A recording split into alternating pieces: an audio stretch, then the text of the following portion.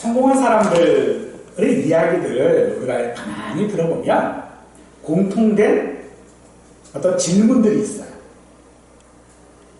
어떤 계기로 그 일을 시작하게 되었는가? 시작하는 어떤 계기가 있고 어떤 시기가 있다라고 하는 것이겠죠. 그래서 우리들이 졸업을 끝이라고 하지 아니하고 새로운 시작이라고 항상 하는 것인지도 모릅니다. 새로 시작한다라고 하면 외부적이든 혹은 심적이든 어떤 전환점이 있을 것이죠. 그러나 시작할 수 없는 것도 있습니다. 죽은 것은요, 새로 시작할 수 없습니다. 오늘 말씀은 애굽의 마지막 재앙인 모든 첫 태생들의 죽음에 관한 것입니다. 고린도후서 5장 17절 말씀에 보면 누구든지 그리스도 안에 있으면 새로운 피조물이라 이전 것은 지나갔으니 보라 새 것이 되었도다 라고 우리들에 대하여 말씀하고 있습니다. 즉 우리는 이미 죽었던 자들이 아니라 살아있기 때문에 새로운 피조물이 되었기 때문에 우리도 새로 시작할 수 있다라고 말씀하고 있는 것입니다.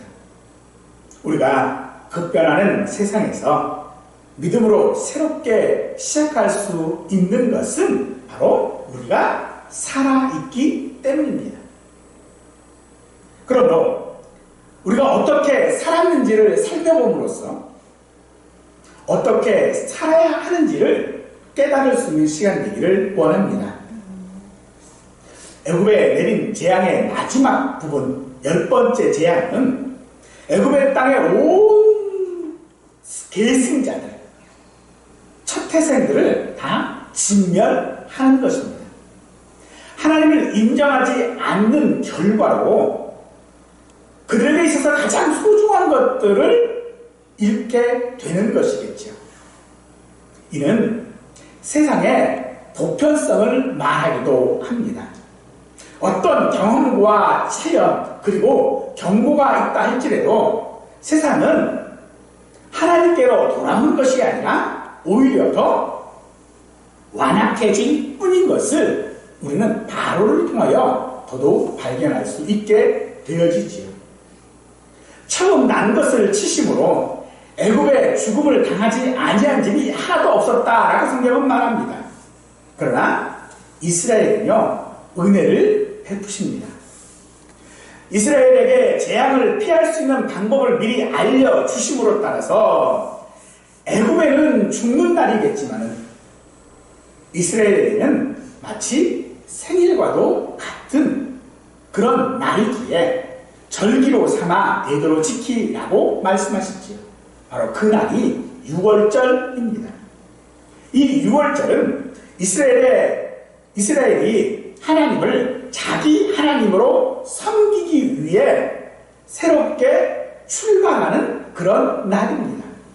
그래서 이스라엘의 달력은요 바로 이때를 유월절이 있는 그 달을 첫 달로 삼습니다. 유월절에는 희생 제물이 필요합니다.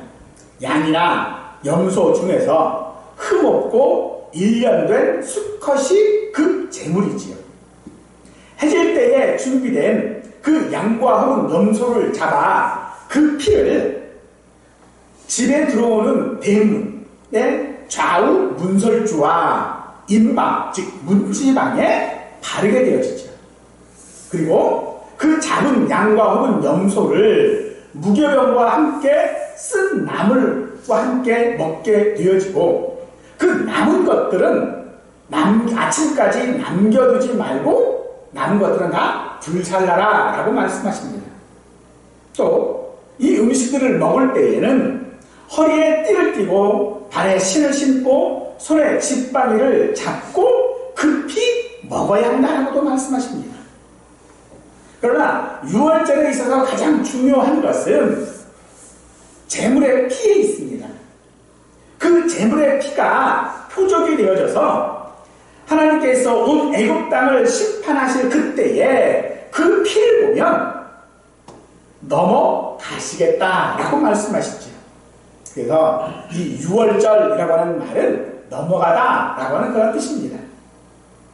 칠흑옵의 은혜와 종살이하던 때의 고통들을 기억하기 위하여 이 날을 절기로 삼아 대대로 지킬 것을 하나님께서는 명령하십니다.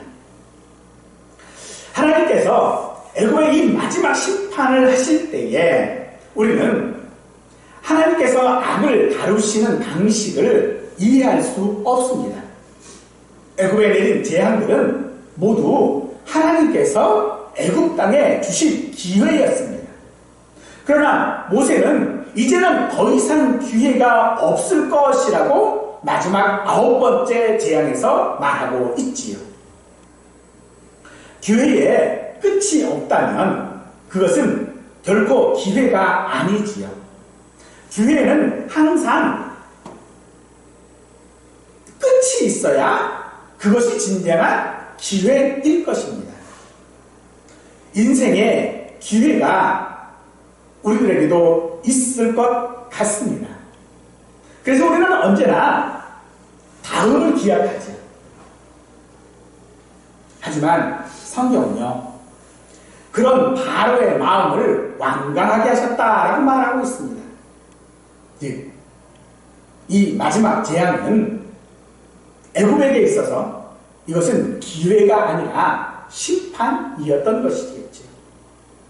바로는 말합니다. 여호와가 누구이기에 내가 그의 목소리를 듣고 이스라엘을 보내겠느냐? 나는 여호와를 알지 못한다 라고 말하고 있습니다.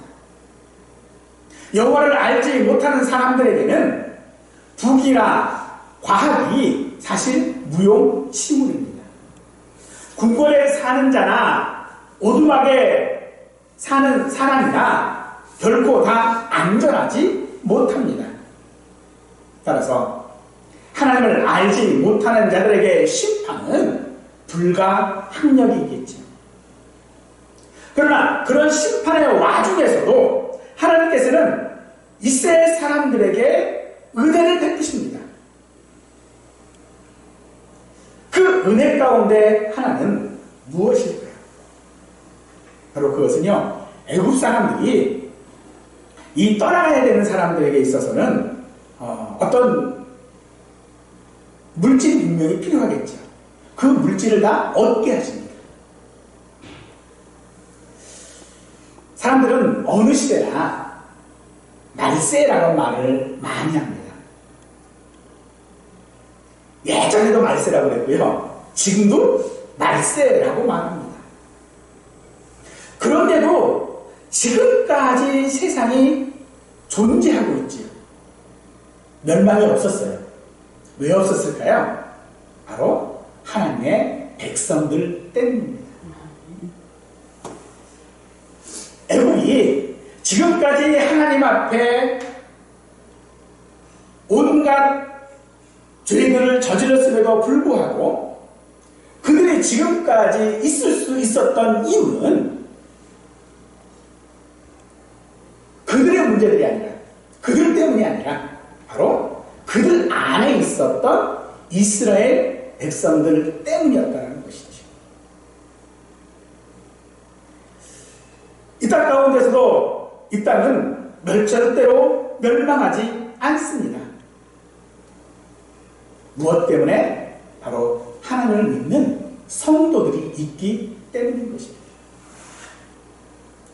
주스때에 가라지를 제거하지 않습니다.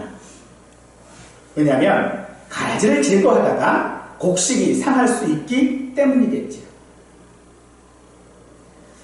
요셉은 보디발과 전옥에서 은혜를 받았습니다.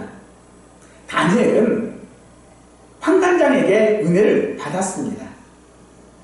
그러므로 우리가 세상에서부터 세상의 어떤 도움들을 받는 것은 하나님께서 그들로 하나님의 은혜를 받게 하는 것이겠죠. 성도는 세상에서 받는 모든 것들은 사실 어찌 보면 성도들에 대한 정당한 대가일 뿐만 아니라 그것 자체가 이미 하나님의 은혜인 것을 알아야 합니다. 그 은혜 가운데 하나가 무엇이냐면 바로 새로 시작할 수 있는 기회인 것이겠죠. 하지만 어느 누구도 내일을 기약할 수 없고 장담할 수 없습니다. 죽는 것은 사람에게 정해진 일이기 때문이지. 언제 죽을지 그 누구도 알 수 없는 거예요.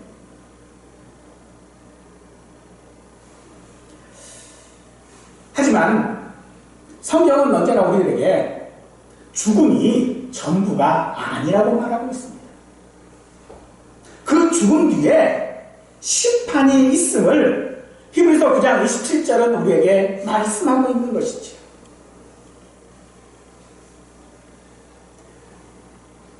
희생제물의 피, 즉 죽음 뒤에 그 죽음으로 인한 심판이 무엇입니까? 분명한 것은 하나님의 백성들은 심판을 면하지만 하나님을 알지 못하는 자들은 심판을 받는다는 것이겠죠. 그러면 오늘 우리가 하나님 앞에서 왜 우리는 심판을 면할까요? 하나님께서는 그 심판을 면하는 방법으로 이스라엘 백성들에게 제물의 그 피를 받아서 그 피를 문설주와 인방에 바르라 라고 말하고 있습니다. 그러시면서 하시는 말씀이 이것은 애굽의 거짓 신을 심판하는 것이다 라고도 말씀하고 계시죠. 하나님을 알지 못하는 자들에게는 기회가 없습니다. 이들은 하나님을 대신 다른 것들을 심으로 삼아 쌓는 것 때문에 그렇습니다. 그런데 왜 하나님께서 심판하실 때의 첫 태생일까요? 이 첫 태생이라고 하는 것은 처음이라는 말이거든요. 시작이라고 하는 말입니다. 즉 이것은 나머지 것들의 모든 것입니다.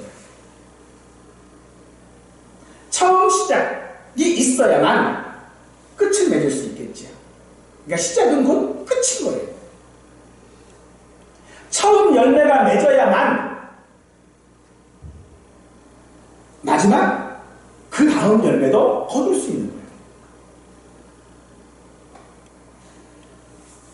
그래서 하나님께서는 언제나 처음 것을 기뻐하십니다.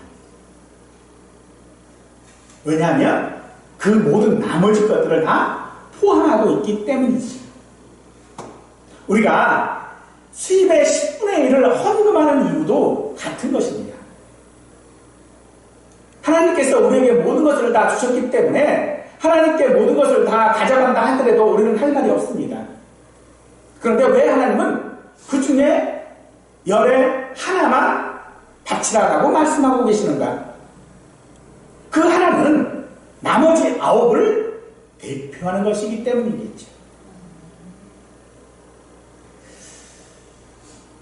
그런 기회를 우리에게 하나님께서는 언제나 주고 계십니다.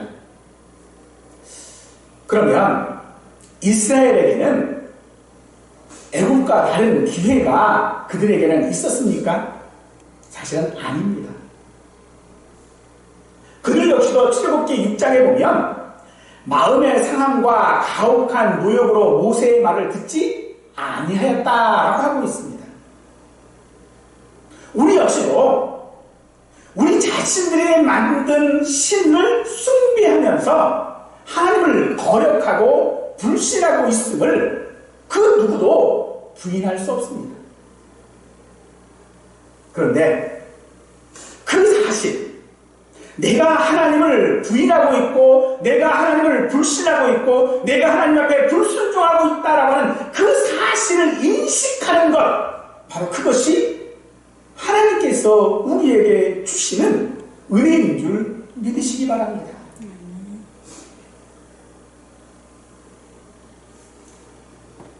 무가치한 자를 향하신 무한하신 하나님의 자비와 놀라운 사랑을 깨닫고 그래서 우리는 하나님께 영광을 돌려드려야 하는 것입니다. 마지막 재앙의 대상은 애굽 땅에 모든 처음 난 것이 아니라 애굽의 땅에 있는 이에요. 그 안에 있는 모든 것들이 대상이었습니다. 즉 이 말은 이스라엘도 애굽 땅에 지금 있잖아요. 그래서 이 이스라엘도 포함되었다라고 하는 말입니다. 여러분, 왜 사람이 죽습니까? 성경은 그 죽는 이유에 대해 분명히 말하고 있습니다. 바로 죄의 싹입니다.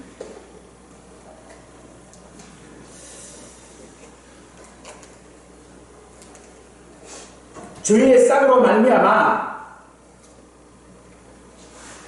이스라엘은 죽습니다.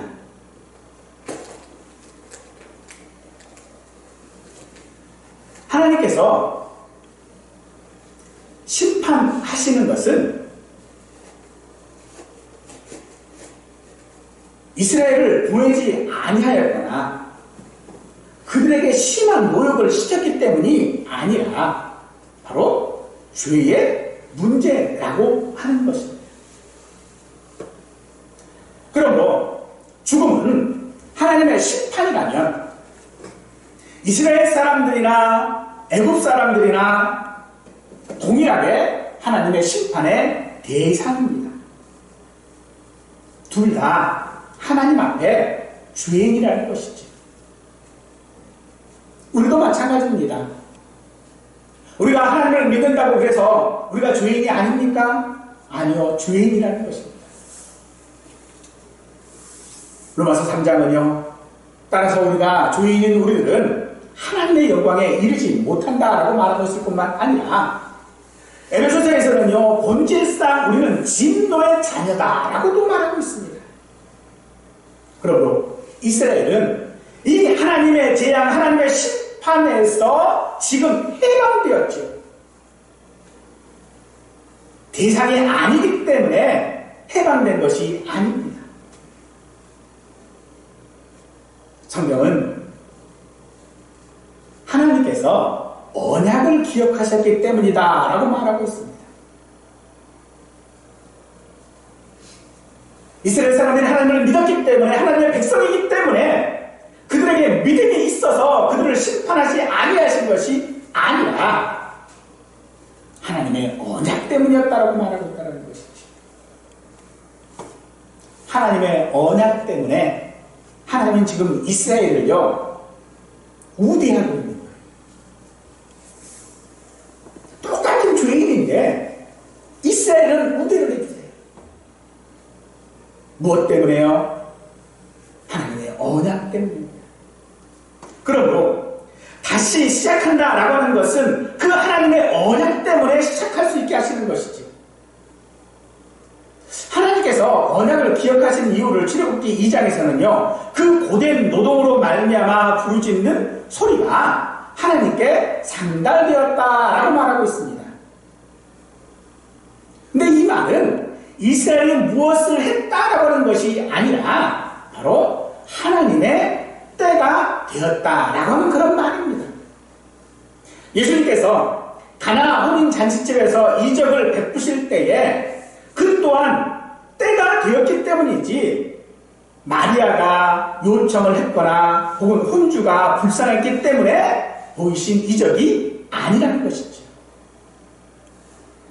우리는 언제나 우리의 때, 이 때가 하나님의 역사와 우리가 기도하는 것들이 응답되어지는 그 모든 것들이 우리의 때에 맞춰지기를 원합니다. 내가 원하는 그 때에, 우리의 상황에 맞는 그 때에 이루어지기를 원하지만 언제나 하나님께서 그 언약을 기억하시는 것은 하나님의 때에 따라 이루어지는 것이기에 우리는 그저 순종해야 할 것입니다. 이스라엘이 그 재앙을 피하기 위하여 그들은 반드시 희생 제물이 필요했습니다. 희생 제물의 피를 표시로 삼아야 했던 것이겠죠. 모든 조건이 충족되어지는 희생 제물이 있다라고 하는 것 또한도 우리가 하나님께 감사해야 할 제목일 것입니다. 희생 제물의 조건은 우리가 정하지 않았습니다. 하나님께서 정하셨습니다. 그런데 내 기준에 따라서 어떤 것들을 준비하기는 사실은 쉬워요. 그런데 하나님의 기준에 따라서 내가 정한 기준이 아니라 다른 사람이 정한 기준에 따라서 내가 무엇을 준비하는 것은 굉장히 어려운 일이에요. 그런데 전능하신 하나님께서 정하신 기준이에요.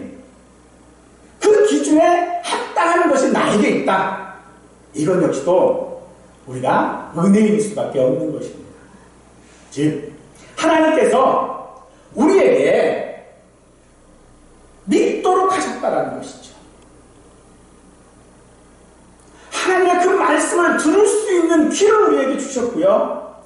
그 말씀을 우리 마음에 새길 수 있는 마음판을 주셨다라고 하는 거예요. 그게 우리에게는 은혜일 수밖에 없는 것입니다. 그리고 그 은혜로 말미암아 표를 삼는 것이 그 짐승의 피였는데 그 피를 보면 하나님께서 그 집을 넘어가시겠다라고 말하고 있습니다. 하나님께서 어떤 집의 크기나 혹은 어떤 인테리어가 아니라 그 집에 피의 표시가 있느냐를 보셨다는 것입니다. 표시가 있는 사람은 누구든지 안전했습니다. 그래서 이 6월절은 넘어간다라고 하는 그런 뜻입니다. 넘어간다라고 하는 것이 무슨 의미일까요? 담을 넘는다 혹은 뛰어넘는다 하는 그런 행위적인 표현 아닙니까? 하지만 그 안에는 또 다른 것이 있어요. 뭐냐면 다른 사람의 잘못을 그냥 넘어간다 또는 못 본 척한다 그런 뜻을 포함하고 있는 것입니다. 그 사람이 분명 잘못해서 그 잘못을 지적하고 그 잘못에 대하여 심판하는 것이 아니라 분명 잘못을 했는데요 그냥 못 본 척하고 넘어가 버려요. 그게 유월절입니다. 하나님께서 오늘 우리들을 그렇게 대우하시는 거예요. 우리가 잘나서가 아닙니다. 넘어가 버리시는 거예요. 하나님 그의 백성인 이스라엘을 애굽의 바로보다 더 의롭기 때문에 심판하는 것이 아닌 것입니다. 하나님께서는요 우리 죄를 모른 척 하시는 것입니다. 그러나 우리가 알고 있는 하나님은 어떤 하나님이죠? 공의의 하나님 아니십니까? 결코 죄를 그냥 넘기실 수 없는 분 아닙니까? 그러기에 피가 필요한 것입니다. 어린 양이든 염소든 그 피가 필요한 것이죠. 그래서 그 피가 있으면 하나님께서 이 집은 이미 심판하셨다라고 인정하시고 넘어가시겠다는 것이죠. 그럼 우리에게 피는 무엇입니까? 바로 예수님께서 십자가에서 흘리신 피가 바로 그 표입니다. 하나님께서는 그 피를 예수님의 피를 표시로 삼고 우리의 죄를 넘어가고 계시다라고 한다는 것이죠. 그런데 누구는 예수님을 믿고 누구는 예수님을 안 믿어요. 이 사실에 대하여 출애굽기 33장에 보면요 나는 은혜 줄 자에게 은혜를 주고 긍휼히 여길 자에게 긍휼을 베푸신다라고 하는 말씀입니다. 즉 하나님께서 믿는 자들 믿지 않든 하나님의 방법으로 하나님의 주권으로 하신다는 것이죠. 우리가 오늘날 예수 그리스도를 믿을 수 있었던 것이 우리의 마음이 불신자보다 온유하거나 혹은 성령에 대해 민감해서 그런 것이 아닙니다. 우리의 의지 의지가 좀 더 순종적이거나 혹은 덜 완강해서가 아닙니다. 우리에게 탁월한 통찰력이 있어서 혹은 그럴만해서 그러신 것이 아니라는 것입니다.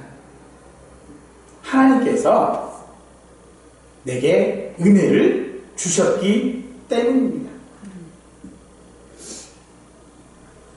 유월절 이 희생 제물은요, 그 집에서 잡아야 돼요. 다른 데서 잡아가지고 온 게 아니라 그 집에서 잡아야 됩니다. 왜 그러는가 봤더니 신명기 16장에 보니까 이 사실에 대하여서 하나님 여호와께서 자기의 이름을 두시려고 택하신 곳이라고 말씀하고 있습니다. 그 택하신 곳은 나중에 성막 혹은 성전이 되었지요.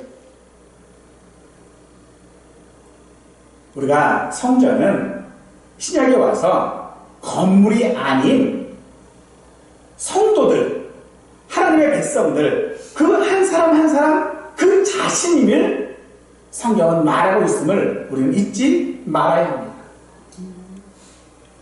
예수님의 죽음은 그래서 저 사람이 아니라 나에게서 죽으셨기 때문에 나에게 효과가 있는 것입니다. 하지만 이 성전이 오늘날 어떻게 되었습니까? 예수님은 이 성전이 장사하는 집이 되었다라고 말씀하고 있습니다. 요한복음 2장 13절 이하의 말씀에 보면 예수님은 성전에서 장사하는 그 사람들을 다 쫓아내셨습니다. 그리고 장사하는 집을 만들지 말라라고 책망하시지요. 하지만 이 사람들은 어떤 사람들이냐 하면 사실 그 성전에서 예배하기 위해 온 사람들이 예배를 잘 할 수 있도록 돕는 역할을 했던 사람들입니다. 멀리서부터 짐승을 가져올 수 없기 때문에 짐승을 파는 역할들을 했고요. 또 성전세를 내기 위하여 당시 성전세에 맞는 화폐로 교환해주는 역할들을 그들이 했다는 것이에요. 그런데 그것을 예수님은요, 장사하는 것이다 라고 말씀하고 있습니다. 장사가 무엇입니까? 장사는 이익을 남기는 것이 장사 아닙니까? 즉 예배를 이익 남기는 것으로 변절시켜 버리는 것입니다. 하나님의 은혜를 은혜가 아니라 나에게 유익한 것으로 바꿔버리고 있다라고 하는 것을 말씀하고 있는 것입니다.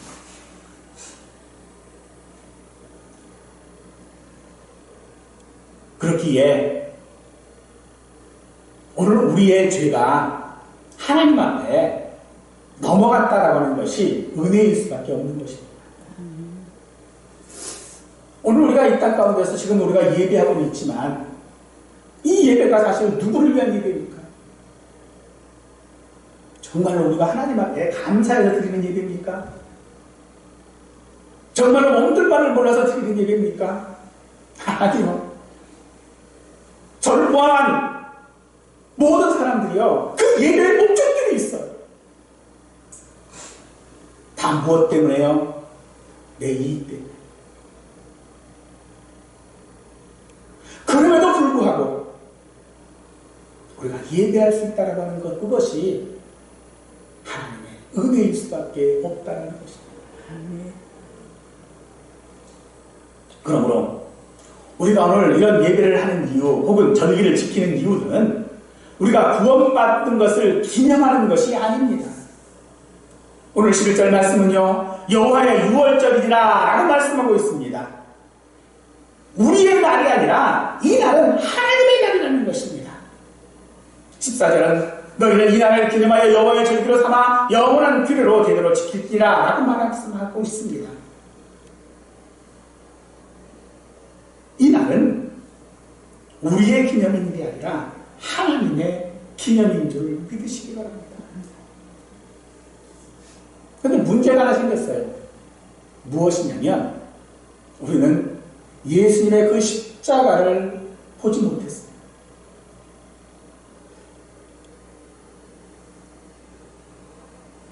초대교회 성도들도요, 대부분 직접 보지 못했습니다. 단지 그들은 전도자를 통하여 들었습니다. 오늘 우리도요, 듣고 있습니다. 예수님께서 그렇게 하셨다라고 하는 것을 내가 지금 듣고 있는 거예요. 바로 그것이 들으니 그들에게 믿음인 것입니다. 오늘 우리가 하나님께서 나로 새로 시작하게 하시는 그 은혜들을 들을 때에 그것이 오늘 저와 우리 모든 성도들의 믿음이 되기를 축원합니다. 들은 것을 믿는다라고 하는 것이 무엇일까요? 한번 6월절 그 밤에 이스라엘의 두 가정이 있다라고 한번 가상을 한번 해보십시다. 한 가정의 장자는 불안합니다. 하나님께서 모든 첫 태생들을 다 죽이시겠다고 말씀하셨기 때문입니다. 그래서 그 집안의 가정은요, 그 아들의 불안감을 잠재우기 위해서 양을 잡아 피를 문에 발랐습니다.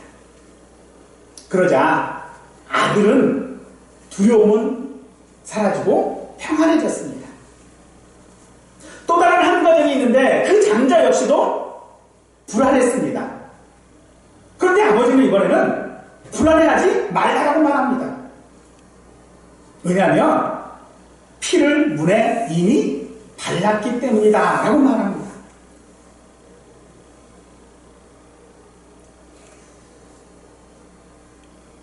이미 피를 문에 발랐기 때문이다. 여러분, 이 두 가정 중에 어느 가정이 믿음으로 행한 가정이라고 생각하십니까? 이 두 가정의 평안과 두려움의 근거가 무엇인지를 보면 알 수 있습니다. 두 가정은 모두 겉으로 행한 일에는 차이가 없습니다. 그러나 평안을 원했던 가정은 피를 바른 것 때문에 평안했지만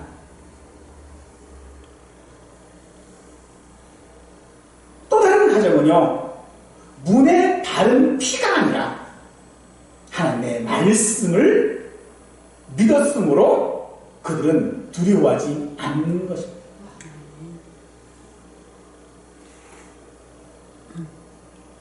하나님 여러분, 우리에게 그런 믿음이 있기를 원합니다. 내 행위 때문에 내가 믿는 자가 아니라 내가 믿었기에 믿는 자입니다. 하나님께서 나로 믿도록 하셨기 때문에 그 말씀을 내가 들었기에 우리는 그 근거를 가지고 믿는 것입니다.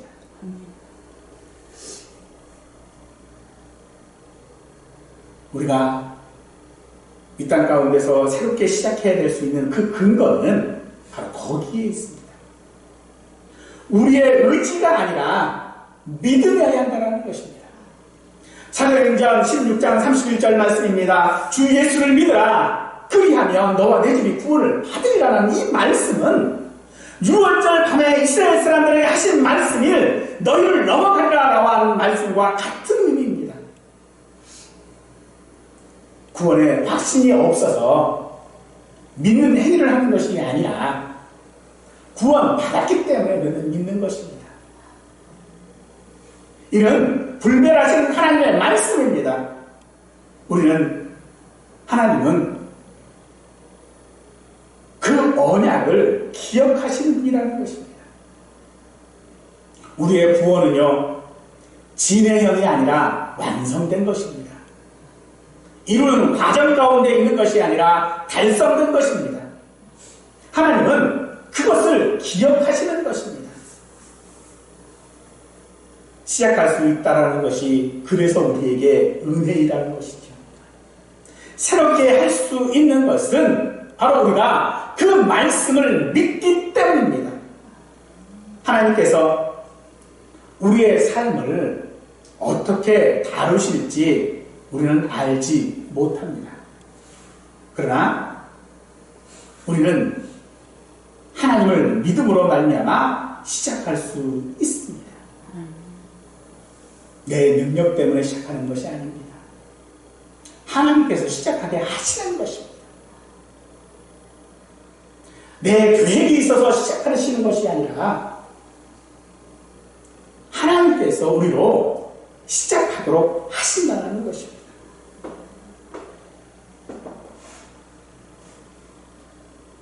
하나님께서는 우리의 삶을 통해 하나님의 하나님 되심을 나타내는 것입니다. 우리의 삶을 통해 우리 하나님은 언약을 기억하시며 그 아들의 피로 표시를 삼아 우리를 구원하신다라고 하십니다. 이것이 우리가 급변하는 세상에서 믿음으로 새롭게 시작할 수 있는 근거인 줄 믿으시기 바랍니다. 그래서 새로운 시작은요, 언제나 믿음으로 할 수밖에 없는 것입니다. 사랑하는 성도 여러분, 이 사실이 하나님이 하신다는 것이 혹시 믿어지지 않습니까? 그래서 두렵습니까? 그렇다면 하나님께 부르짖기 원합니다. 이스라엘 사람들이요, 하나님 앞에 원망했습니다. 모세의 말을 듣지 않았습니다. 그런데 그 모세의 말을 듣지 않았던 그들이 하나님 앞에 고통을 부르짖자 하나님은 언약을 기억하셨습니다. 오늘 내가 믿어지지 않는다면, 오늘 내가 새롭게 시작할 수 있는 힘이 없다면 하나님께 부르짖기를 간절히 축원합니다. 하나님께서는 그런 우리의 소리를 들으시고 언약을 기억하사 우리를 새롭게 시작하시는 줄 믿습니다.